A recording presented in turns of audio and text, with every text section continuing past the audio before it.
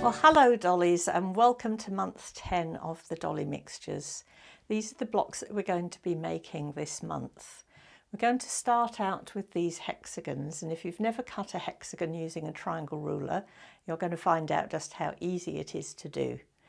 And once we've made those, and there's the butter churn block. I based this on a churn dash and just did a play on words with a butter churn. And then it reminded me about how much I love butter. And of course, we used to hold a buttercup under our chins, and if it glowed yellow and reflected off your chin, people used to say that you liked butter.